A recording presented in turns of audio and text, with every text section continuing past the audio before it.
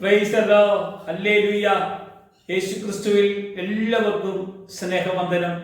ഇന്ന് ചിന്തയ്ക്ക് ആധാരമായ ദൈവവചനം മത്തായി സുവിശേഷം 11-ാം അധ്യായത്തിന്റെ 28 മുതലുള്ള വചനഭാഗം.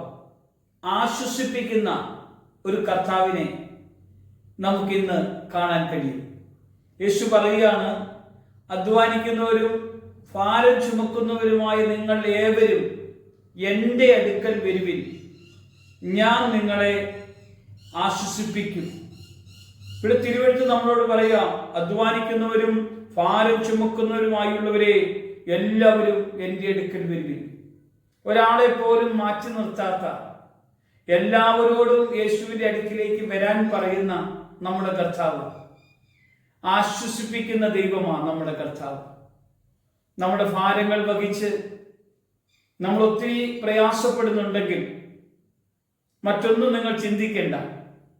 നിങ്ങൾ ഹൃദയത്തിൽ മനസ്സ് തുറന്ന്, എന്നെ ആശ്വസിപ്പിക്കാൻ കഴിയുന്ന എൻ്റെ യേശുവേ, ഇതാ ഞാൻ നിന്റെ അടുക്കലേക്ക് കടന്നു വരുവാൻ തക്കവണ്ണം എന്നെ നീ ഒരുക്കണമേ.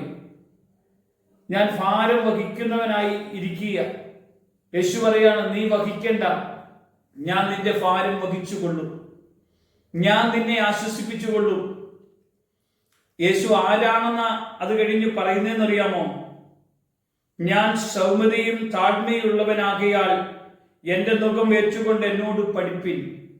യേശു കർത്താവ് പറയുകയാണ്, എൻ്റെ അടുക്കൽ വന്നാൽ എന്നിൽ നിന്ന് നിനക്ക് കുറെ കാര്യങ്ങൾ പഠിക്കാൻ കഴിയും.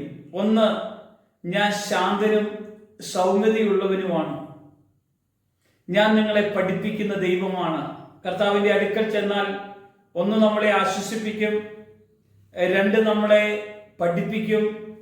മൂന്ന്, അവൻ്റെ സ്വഭാവം, അവൻ സൗമ്യതയുള്ളവനാണ്, അവൻ താഴ്മയുള്ളവനാണ്. അവൻ്റെ നുകം, എൻ്റെ നുകം നിങ്ങൾ എന്ത് ചെയ്യണം? ഏറ്റുകൊണ്ട് എന്നോട് പഠിപ്പിൻ, എന്നാൽ നിങ്ങളുടെ ആത്മാക്കൾക്ക് ആശ്വാസം കണ്ടെത്തും. എൻ്റെ നുകം മൃദുവും എൻ്റെ ചുമട് ലഘുവുമാകുന്നു. വളരെ വളരെ ബുദ്ധിമുട്ടില്ലാത്ത, അല്ലെങ്കിൽ വളരെ സമാധാനത്തോടുകൂടെ സന്തോഷത്തോടുകൂടെ യേശുവിൻ്റെ അടുക്കൽ കടന്നു പോകാൻ പറ്റും എന്ന് നമ്മോട് ഉറപ്പിച്ചു പറയുന്ന ഒരു കർത്താവാണ് നമ്മുടെ ദൈവം.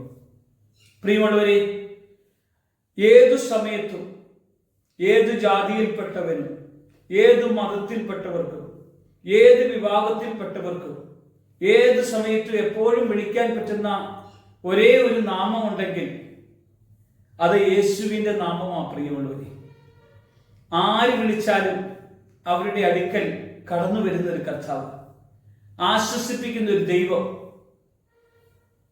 ഹോസ്പിറ്റലുമായിട്ട്, രോഗമായിട്ട്, കുടുംബഭാരവുമായിട്ട്, കുടുംബത്തിൻ്റെതായ ചില പ്രയാസമായിട്ട് നീ ഭാരപ്പെടുന്നുണ്ടോ?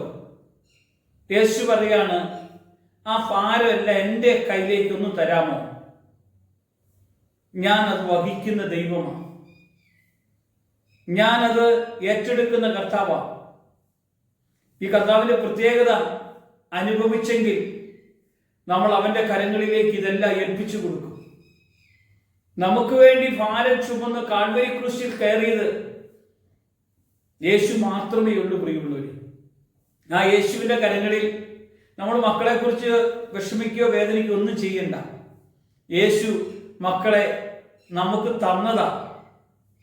തന്ന ദൈവത്തിന് മക്കളെ നോക്കുവാനും അറിയാം. അതിന് നമ്മൾ എന്ത് ചെയ്യണം? നമ്മൾ ദൈവസന്നിധിയിൽ പ്രാർത്ഥിക്കണം. കുഞ്ഞുങ്ങളെ ഓർത്ത് പ്രാർത്ഥിക്കണം. എങ്ങനെ പ്രാർത്ഥിക്കണം? ചിലപ്പോൾ നമ്മൾ കണ്ണീരോടെ പ്രാർത്ഥിക്കേണ്ടി വരും, ചിലപ്പോൾ നമ്മൾ മുഴുവൻ സമർപ്പിച്ചുകൊണ്ട് പ്രാർത്ഥിക്കേണ്ടി വരും. എന്തിനാ? കുഞ്ഞുങ്ങൾ ദൈവകൃപയിൽ അനുഗ്രഹിക്കപ്പെട്ട് വളരാൻ വേണ്ടി. മാതാപിതാക്കൾക്ക് വേണ്ടി നമ്മൾ കണ്ണീരോടെ പ്രാർത്ഥിക്കുന്നില്ലേ?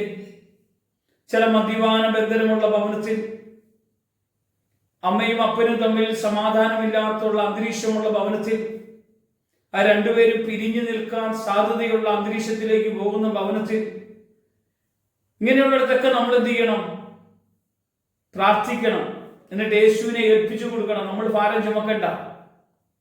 നമ്മളൊന്നും വഹിക്കേണ്ട, നമ്മളൊന്നും സഹിക്കേണ്ട, എല്ലാം യേശുവിന് കൊടുക്കാം. ഇവൻ നമുക്കായി സഹിച്ചവനാ. ഒരു നിമിഷം നമ്മുടെ ഹൃദയം തുറന്ന് പ്രാർത്ഥിക്കാം. കർത്താവേ, ഇന്ന് എൻ്റെ ജീവിതത്തിൽ എൻ്റെതായ ഭാരങ്ങളെല്ലാം നിന്റെ കരങ്ങളിലേക്ക് ഏൽപ്പിച്ച പ്രാർത്ഥിക്കുന്നത്.